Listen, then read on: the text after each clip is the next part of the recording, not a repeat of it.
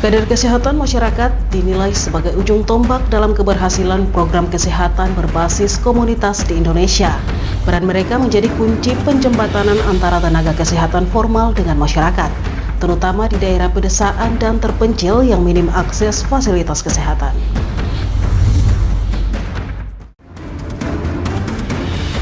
Sebagai bentuk dukungan terhadap program akselerasi Kementerian Imigrasi dan Pemasyarakatan, Lapas Kelas 3 Tanah Merah terus menunjukkan komitmennya melalui kegiatan pemberdayaan warga binaan. Halo, selamat pagi Bapak Mama dan Saudara semua. Senang sekali saya Romana Agnesia Bermase dapat kembali menjumpai Anda dalam tayangan Info Digul edisi hari ini Kamis 23 Oktober 2025. Selain dua topik berita tadi, sejumlah berita akan kami hadirkan untuk Anda. Inilah Info Digul selengkapnya.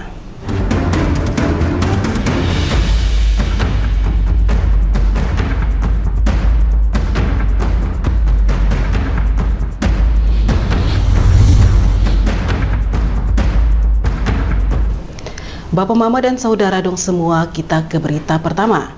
Kader kesehatan masyarakat dinilai sebagai ujung tombak dalam keberhasilan program kesehatan berbasis komunitas di Indonesia. Peran mereka menjadi kunci penjembatanan antara tenaga kesehatan formal dengan masyarakat, terutama di daerah pedesaan dan terpencil yang minim akses fasilitas kesehatan.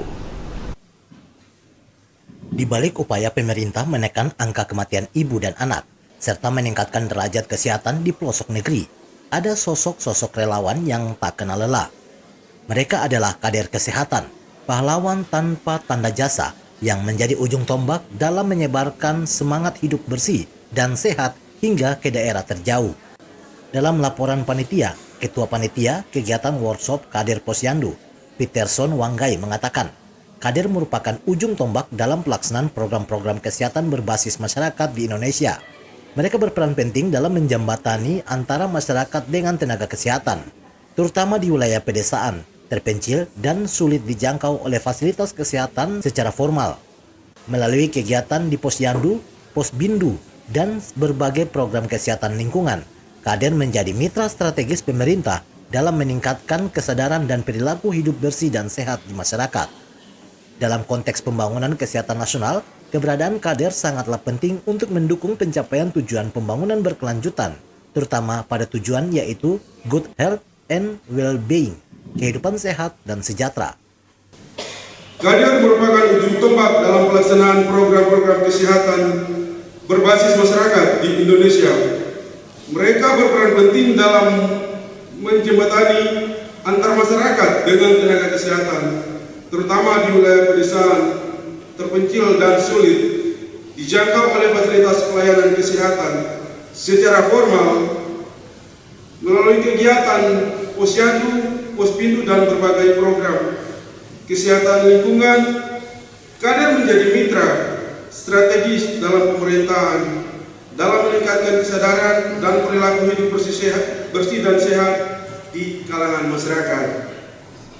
Dalam konteks pembangunan kesehatan nasional, keberadaan kader sangatlah penting untuk mendukung pencapaian tujuan pembangunan berkelanjutan, terutama pada tujuan yaitu goal and win, kehidupan sehat dan sejahtera. Peterson juga mengungkapkan kader Posyandu merupakan motor penggerak utama dalam keberlangsungan kegiatan di Posyandu. Kader adalah relawan dari masyarakat yang ingin sukarela melaksanakan berbagai kegiatan pelayanan, edukasi, dan pendampingan kepada masyarakat.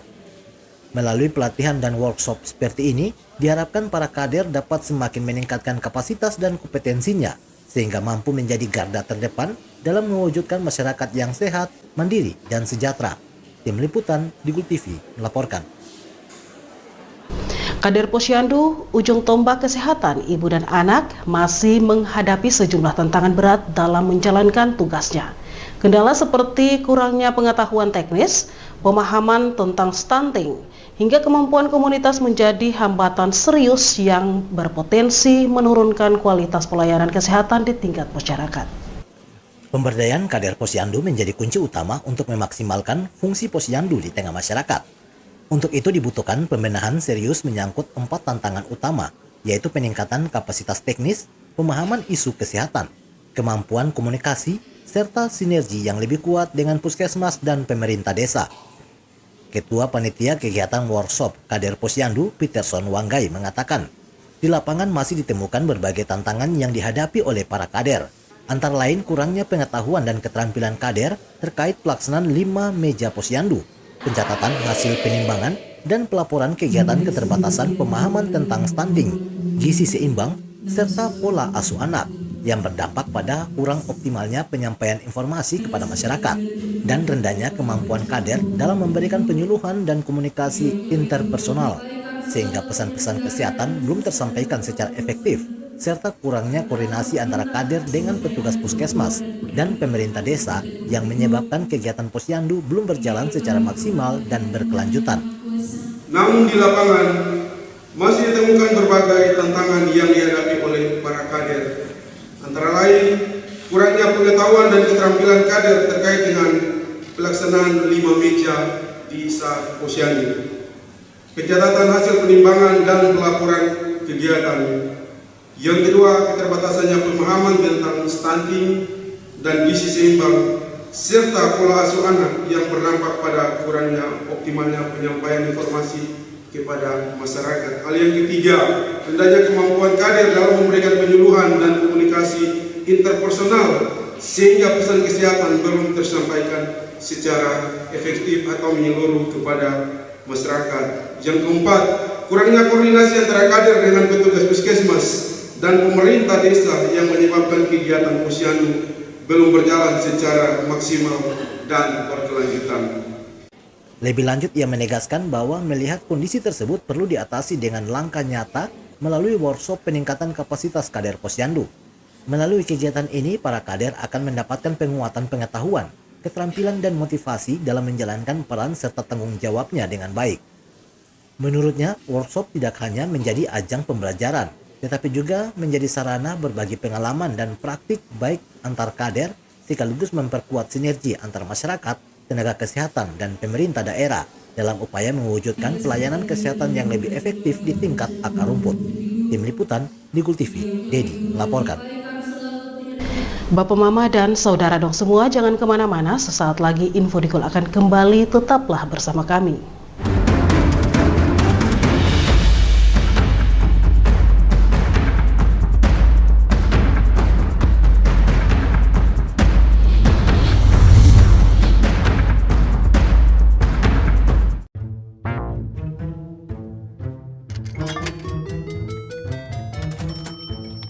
Aku menyesal mencoba judi online. Waktu belajarku terbuang, tabunganku berkurang, teman-temanku hilang, kugadaikan barang, terlilit utang. Mulai sekarang, aku akan berhenti judi online. Skema judi online sangat sistematis dan berbahaya. Menang sekali, namun rugi berkali-kali. Jauhi berbagai situs dan aplikasi judi online. Mari bentengi diri dan saling jaga. Hentikan dan laporkan judi online ke aduankonten.id, cekrekening.id, dan aduannomor.id. Jualan di era digital, enggak perlu keliling. Sekarang dari HP kita bisa langsung shopping. Manfaatkanlah sosmed untuk personal branding. Merekam keahlian lalu aku coba posting. Lakukan pembayaran, tinggal di-scan aja. Dengan teknologi semuanya jadi lebih mudah. Aku bisa bekerja walaupun dari rumah. Bisa pesan makan tanpa harus ke tempatnya. Inovasi digital, mari dimanfaatkan demi kemajuan dan untuk pertumbuhan. Inovasi digital menjadi solusi sebagai langkah awal kemajuan negeri. Inovasi digital membuat kita merdeka. Ada yang merdeka belajar, merdeka berjualan, merdeka mengejar mimpi, merdeka pembayaran, pokoknya merdeka di berbagai sektor. Era digital sangat bermanfaat dan jadi peluang baru. Makanya, kami terus meningkatkan skill-skill digital lewat DTS. Namun di tengah perkembangannya, kemampuan merajalela. Hati-hati dan tetap bijaklah, berdigital tetap beretika.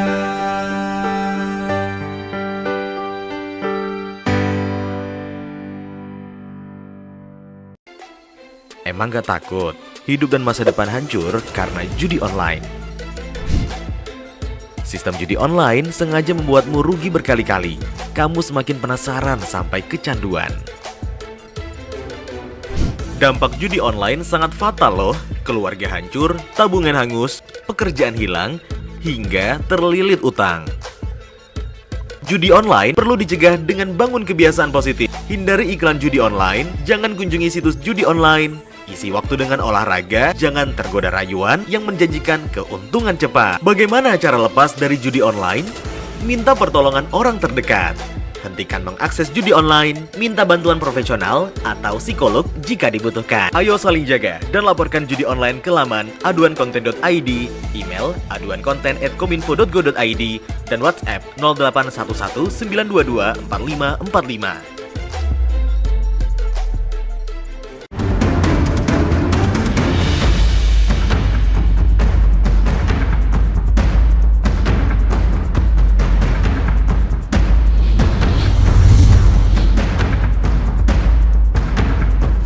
Terima kasih Bapak Mama dan Saudara dong semua, Anda masih bersama kami. Kita ke info selanjutnya.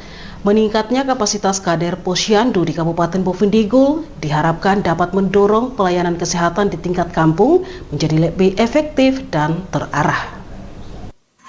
Peningkatan kemampuan kader ini menjadi langkah strategis untuk mendukung program prioritas nasional seperti percepatan penurunan stunting dan angka kematian ibu dan bayi.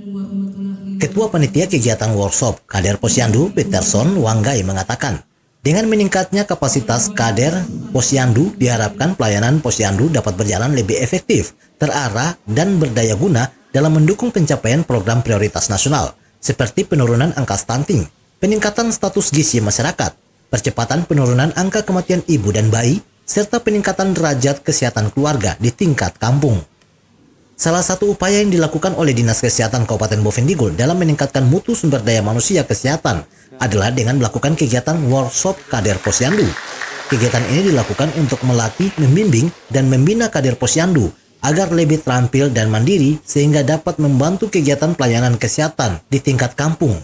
Hal ini adalah salah satu langkah strategis yang dibuat untuk memperkuat peran serta masyarakat dalam pembangunan kesehatan di Kabupaten Bovendigul. Dengan meningkatnya kapasitas kader Posyandu, diharapkan pelayanan Posyandu dapat berjalan lebih efektif, terarah, berdaya guna dalam mendukung pencapaian program prioritas nasional seperti penurunan angka stunting.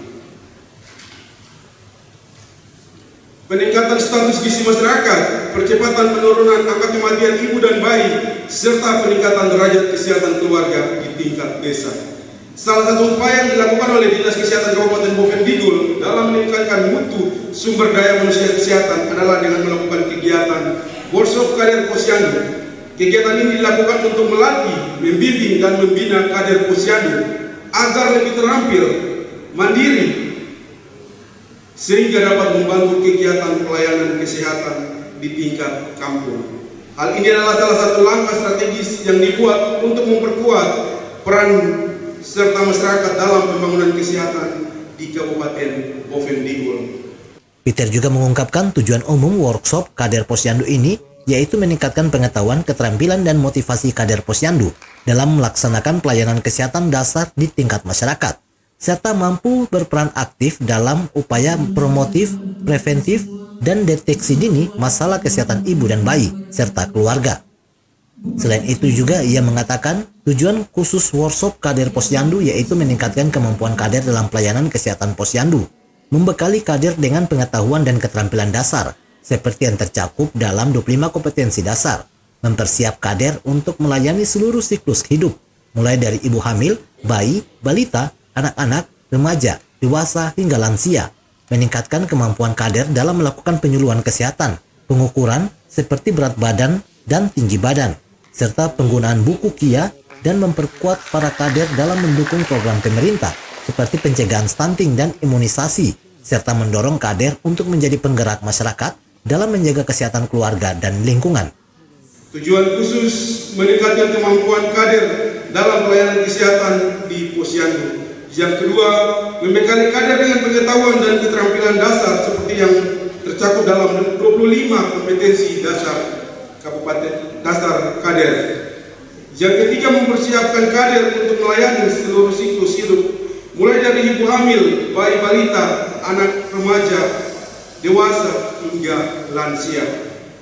Meningkatkan kemampuan kader dalam melakukan penyuluhan kesehatan, pengukuran seperti berat badan dan tinggi badan, serta penggunaan buku KIH.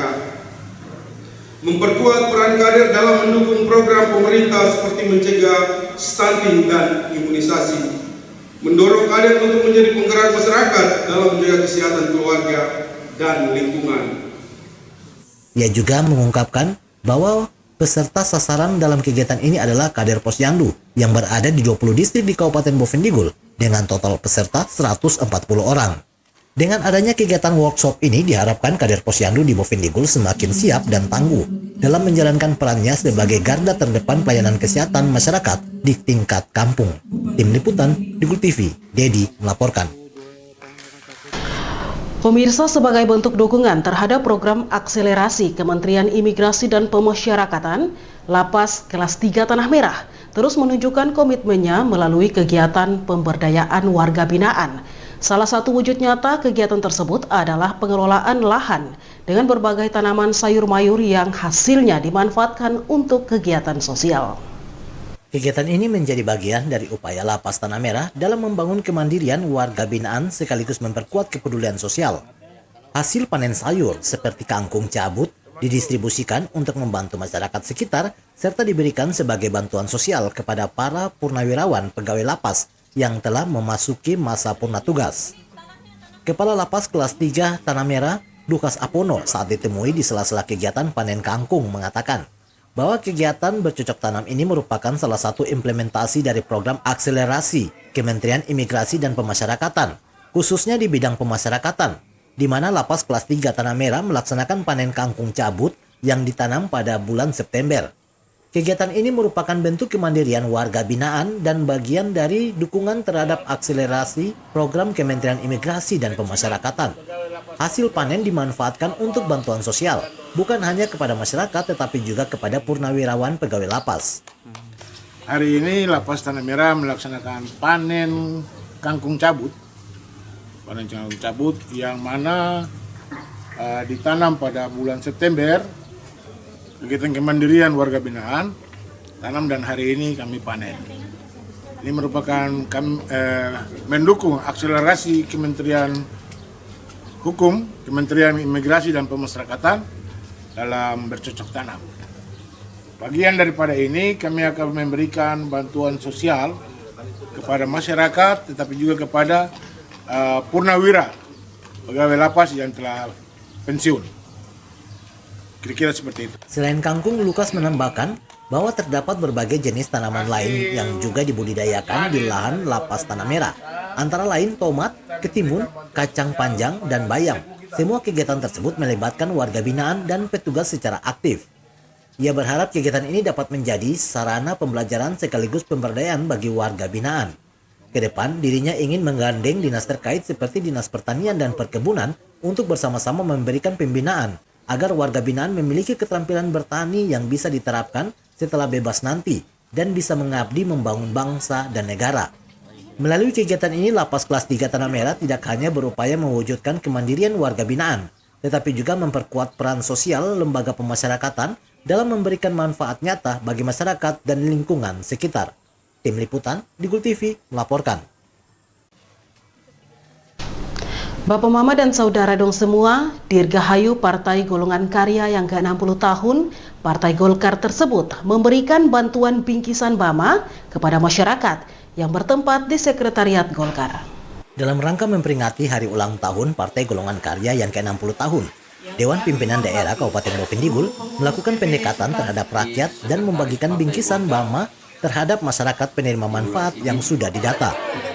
Dalam pertemuan dengan awak media, Ketua Dewan Perwakilan Daerah Partai Golongan Karya mengatakan bahwa bukan hanya di Kabupaten Bovendigul, namun dalam hal ini dirinya melakukan sosialisasi dan mendekatkan diri terhadap masyarakat secara serentak di seluruh Indonesia.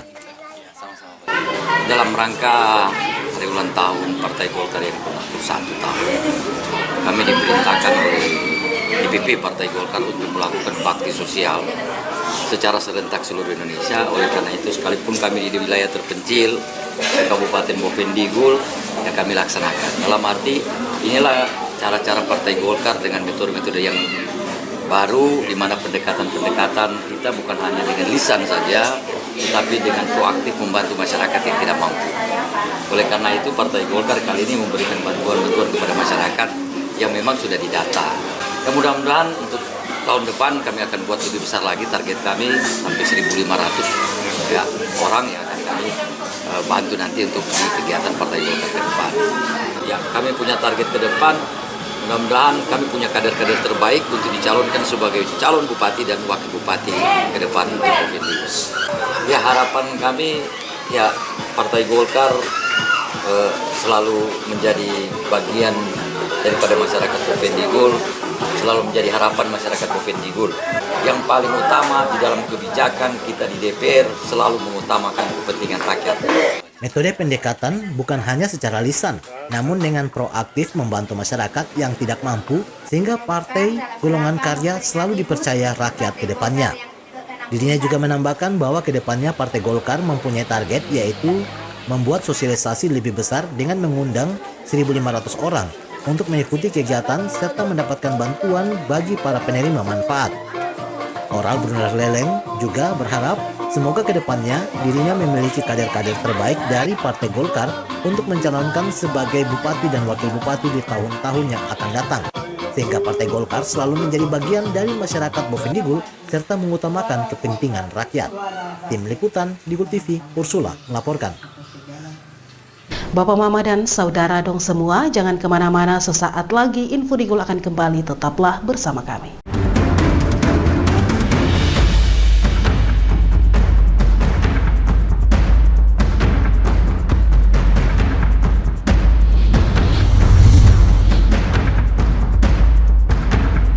Jualan di era digital, enggak perlu keliling. Sekarang dari HP kita bisa langsung shopping. Manfaatkanlah sosmed untuk personal branding. Merekam keahlian lalu aku coba posting. Lakukan pembayaran, tinggal di-scan aja. Dengan teknologi semuanya jadi lebih mudah. Aku bisa bekerja walaupun dari rumah. Bisa pesan makan tanpa harus ke tempatnya. Inovasi digital, mari dimanfaatkan demi kemajuan dan untuk pertumbuhan.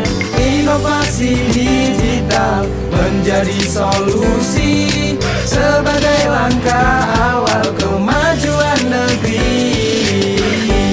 Inovasi digital membuat kita merdeka. Ada yang merdeka belajar, merdeka berjualan, merdeka mengejar mimpi, merdeka pembayaran, pokoknya merdeka di berbagai sektor. Era digital sangat bermanfaat dan jadi peluang baru. Makanya, kami terus meningkatkan skill-skill digital lewat DTS. Namun di tengah perkembangannya, penipuan merajalela. Hati-hati dan tetap bijaklah. Berdigital tetap beretika.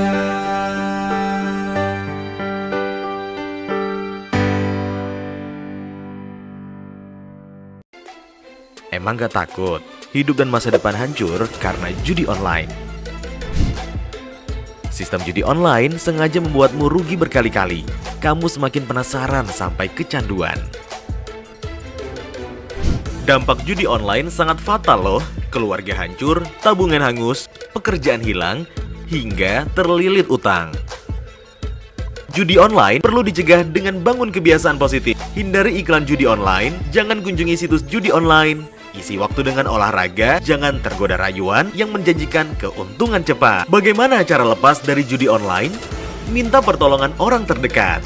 Hentikan mengakses judi online, minta bantuan profesional atau psikolog jika dibutuhkan. Ayo saling jaga dan laporkan judi online ke laman aduankonten.id, email aduankonten@kominfo.go.id, dan WhatsApp 0811 922 4545.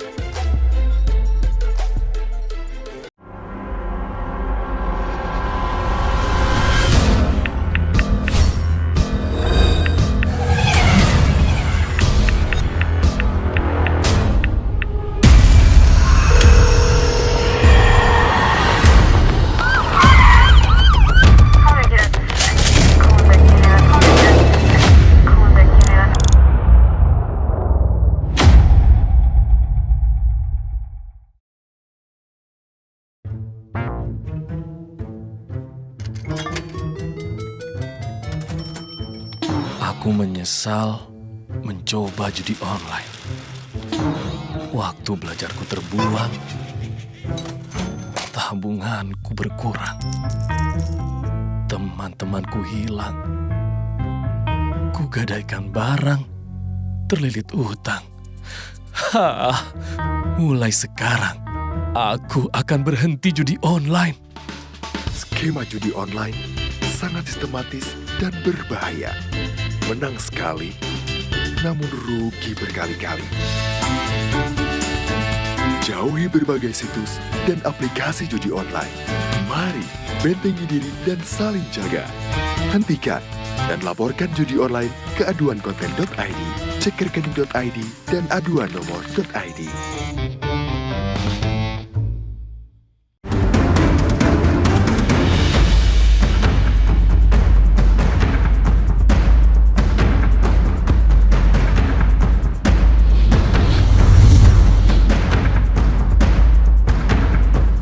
Terima kasih Anda masih bersama kami. Sebanyak 350 peserta Gerakan Pramuka Kuatir cabang Bovendigul mengikuti Jambore tingkat 4 sebagai persiapan Jambore tingkat provinsi dan nasional. Sebanyak 350 peserta mengikuti Jambore tingkat 4 yang berlokasi di lapangan tembak Makodim 1711 Bovendigul selama kurang lebih 5 hari. Kegiatan Jambore tersebut bertujuan untuk mengembangkan karakter, meningkatkan keterampilan, menjalin persahabatan, dan bertukar budaya. Iya, di dalam kegiatan ini ada beberapa kegiatan, yaitu mulai dari kami ada pembinaan mental, ceramah-ceramah kepada adik-adik, terus kami atur mereka mengekspresikan dalam kegiatan lomba-lomba. Ada kita siapkan juga malam pentas seni. Jadi setiap malam mereka ada tampil pentas seni sehingga mereka punya kreasi yang ada dalam diri mereka bisa tampilkan dalam kegiatan ini. Itu beberapa kegiatan ya keagamaan tetap kami laksanakan, waktu sholat, waktu ibadah malam tetap kami perhatikan itu. Ditambahkannya bahwa ada beberapa kegiatan yang akan dilakukan dalam Jambore tersebut, yaitu membina mental anak-anak dan melakukan lomba serta pentas seni setiap malamnya, sehingga para peserta bisa mengeluarkan bakat yang ada pada diri masing-masing. Tim Liputan, Digul TV, Ursula Grego melaporkan. Selanjutnya pemirsa, Jambore tingkat 4 yang dilaksanakan Gerakan Pramuka Kuatir cabang Bovendigul sebagai wahana untuk membentuk watak karakter dan kepribadian nasional bagi generasi muda. Gerakan Pramuka juga membentuk generasi muda yang beriman, bertakwa, dan berakhlak mulia, dan berjiwa patriot serta mendorong rasa tanggung jawab, disiplin, kejujuran, dan kerjasama. Dandim 1711 Bovendigul dalam sambutannya menyampaikan Gerakan Pramuka adalah suatu sistem pendidikan non-formal yang membantu dan melengkapi pendidikan formal. Gerakan Pramuka juga merupakan wahana penting untuk membentuk watak karakter dan kepribadian nasional. Bagi generasi muda, bangsa, Gerakan Pramuka juga tempat menimba keterampilan, pengetahuan, memupuk jiwa disiplin, dan membina kebersamaan bagi para anggotanya. Sebagaimana kita ketahui, Gerakan Pramuka merupakan suatu sistem pendidikan non-formal yang membantu dan melengkapi pendidikan formal. Gerakan Pramuka adalah wahana penting untuk membentuk watak atau karakter dan kepribadian nasional bagi generasi muda bangsa. Gerakan Pramuka adalah tempat menukar keterampilan dan pengetahuan, memupuk jiwa, disiplin, dan membina semangat kebersamaan bagi para anggotanya. Kakak-kakak dan peserta Jambore yang saya banggakan. Era globalisasi dewasa ini penuh dengan kemajuan ilmu pengetahuan dan akan tetapi manusia tetap merupakan faktor penentu yang paling utama. Untuk itulah kita ingin membangun manusia yang memiliki karakter serta membangun bangsa yang memiliki watak yang kuat. Bukan hanya membangun manusia atau kaum muda cerdas yang menguasai ilmu pengetahuan, akan tetapi juga kaum muda yang tangguh, kepribadiannya luhur budi. Dirinya juga mengatakan di era globalisasi dewasa ini penuh dengan kemajuan ilmu pengetahuan. Untuk itu dirinya ingin membangun manusia, memiliki karakter, serta membangun bangsa yang memiliki watak yang kuat. Tim Liputan Digul TV, Ursula Grego melaporkan. Bapak, Mama, dan Saudara dong semua, dengan berakhirnya informasi tadi sekaligus mengakhiri perjumpaan kita dalam Info Digul pagi ini. Terima kasih atas kebersamaan Anda dan terimalah salam persaudaraan kita. Nuk bagen, gup bagenet, gup bagenet, nuk bagen. Saya ada karena kamu ada karena saya ada. Saya Romana Agnesia Bermasi mewakili seluruh kerabat redaksi bertugas mohon pamit undur diri. Selamat pagi dan sampai jumpa.